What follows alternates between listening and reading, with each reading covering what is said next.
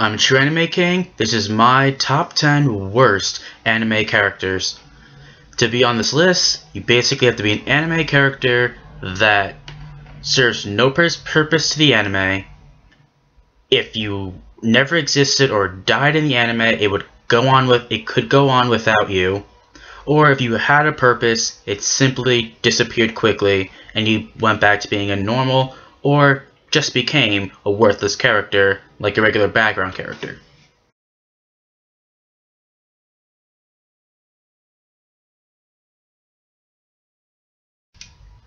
Rank 10 is Orihime. In Bleach, in the beginning, she served a purpose of being there to support Ichigo and all of her friends, and then she finally gained her power that she can heal and attack, which luckily protects her and her friends, but the only one that's ever used is her healing power. But later on, she starts being seen less and less. She can't do anything. When she gets kidnapped, she heals Ichigo and his enemies so they can fight, but during the entire fight, she just sits there and says Ichigo over and over again. So, instead of just doing anything else, she may have had a purpose in the beginning, but now, at all, she has nothing to do with it. She's just a friend, but she serves no purpose anymore. So the anime can pretty much go on without her, since it pretty much is, and I never finished it. It just got that bad.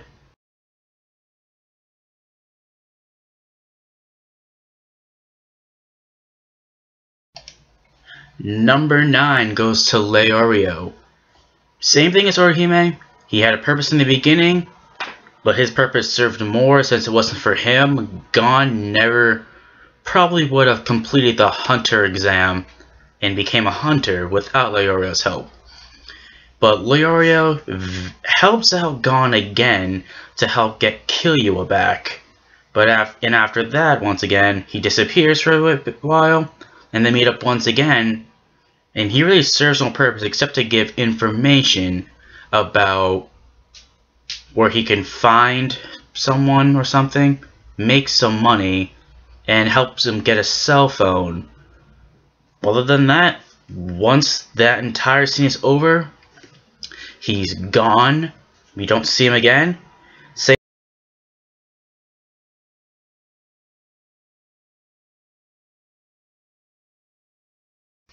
Beauty from Bobobo. She's just a narrator. She never fights. She just does nothing. She's just there pretty much as a cheerleader. She just speaks. She's the only sane member, on the other hand, out of everyone from Bobobo, even though she's pretty insane herself. But she's pretty much useless. She doesn't have any reason whatsoever to be on the show. She can disappear, die off. The anime will go on as it is. That's a complete parody, craziness, whatever happens, happens.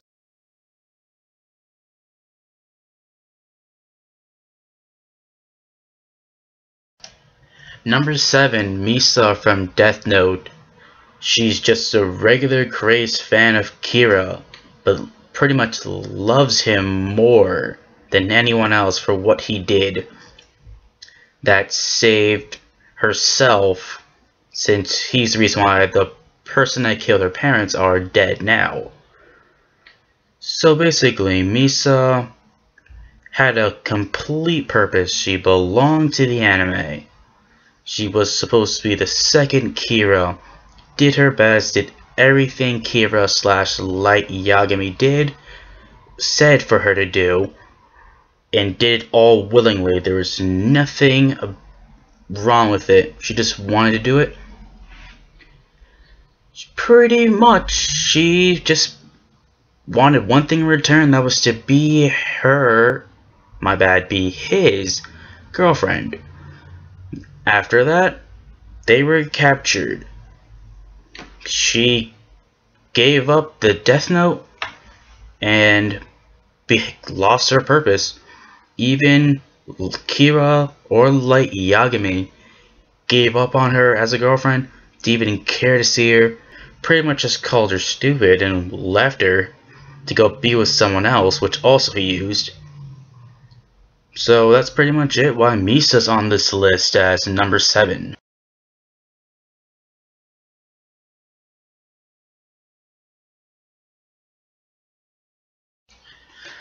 Takayuki, number 6 on the list, from Beelzebub.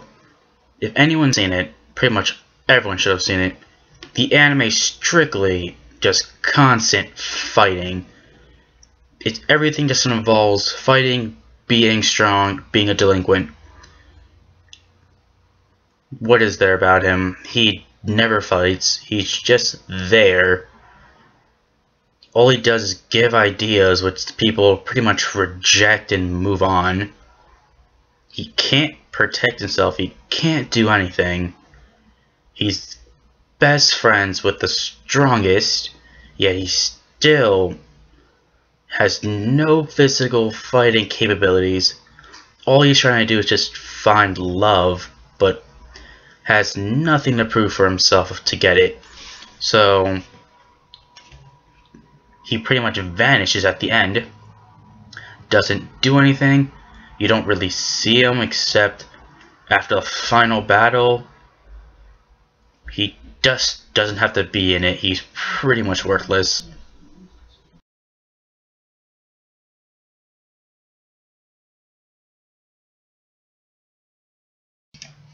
Number 5, Excalibur from Soul Eater.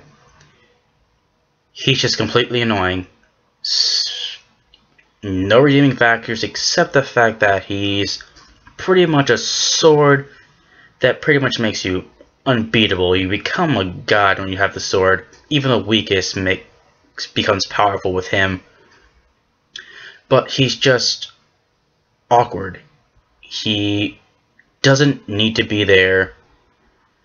The only thing he does is just try to make the anime more comedy related, but still doesn't need to be there. The final battle, he's just there as a witness, just gives a summary. That's it. That's all he does.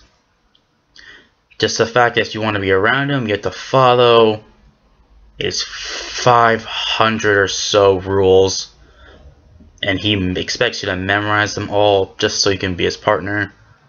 But it's just not worth it. You have to deal with him every single day of your life just to be there with him. All the power in the world, in the universe, isn't worth the torture he makes you go through to be his partner. No, he doesn't need to be in the anime. He's just annoying, a freak. In fact, just look at him. I've never seen anything shaped like that, and I've seen a lot of crazy anime.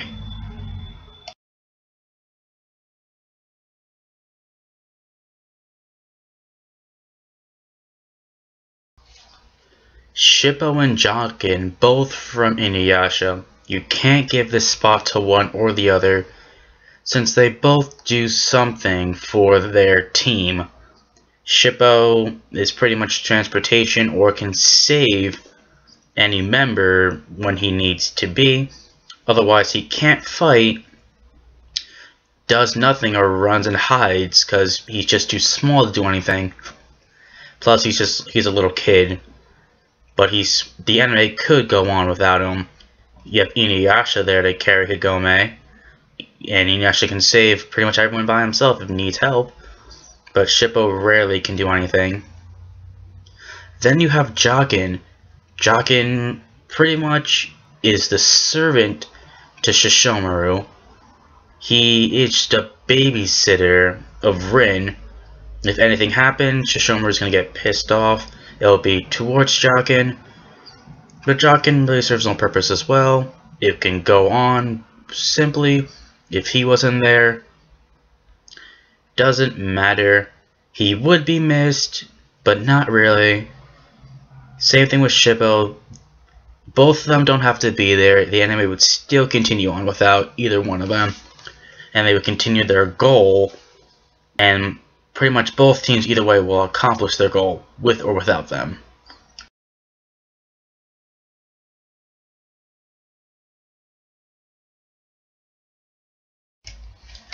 Renge from Ouran the Host Cup takes the 3rd spot. You see her 3 times throughout the entire series. There's physically no purpose for her.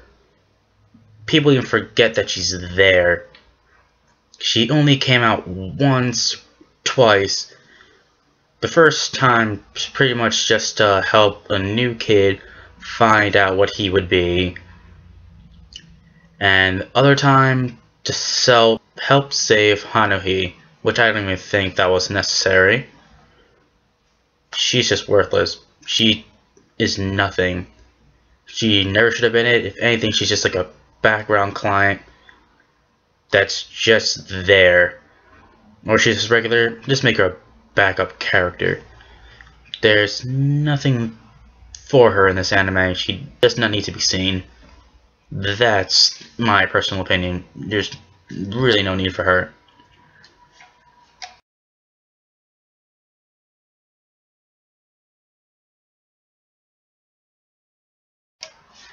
Number 2, Yamcha from Dragon Ball Z. And GT, and Dragon Ball, doesn't matter.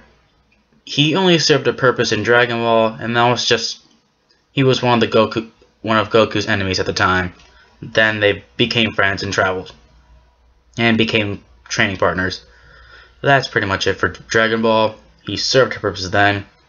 Dragon Ball Z, worthless, completely worthless. It's just sad for him. He trains for a full year to go fight the Saiyans. He's the first one up and just dies after fighting for 2 minutes by a Cyberman. After a full year of training to get intensifying speed and pretty much beyond superhuman strength and abilities. That's it. Nothing else for him. Then he goes to train with King Kai.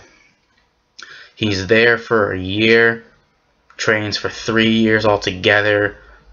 Time for the fight the androids.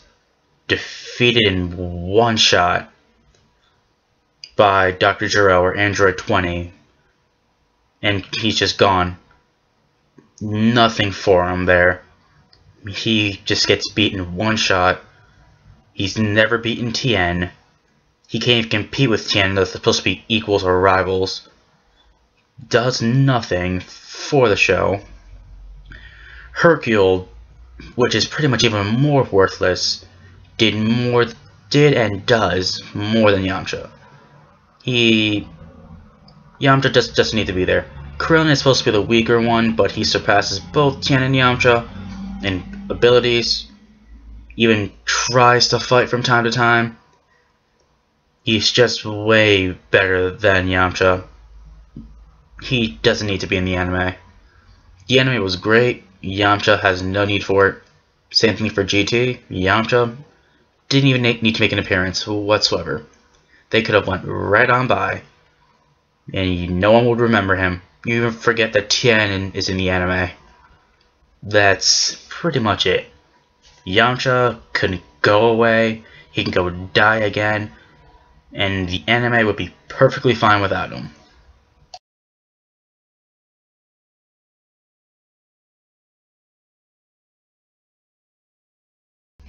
Number 1, Inu from Naruto and Naruto Shippuden. She's been worthless, unnecessary since both series. From Naruto, her only thing she did was help Sakura move on and get over her battling when they fought in the Chunin exam preliminaries. No other purpose. Her jutsus, nothing. Serves no purpose. What would you really need that for in battle? It's too much of a risk. There's no need for it. Then at the end of Naruto, she's supposed to train with Tsunade after 2 years of training. No difference. She learns one new jutsu and just got older. No difference. Same technique, same abilities, and some medical ninjutsu skills. More worthless. She becomes a damsel in distress like Sakura used to be. And she still is, but still. Inu is by far the one that deserves the #1 spot. All she can do is cry. Even in the war, she's just crying. She can't really do much. If it wasn't for her medical ninjutsu abilities now, she'd still be absolutely worthless. But she's the only one that deserves this spot. She really cannot fight. Her main abilities involving knowing about flowers.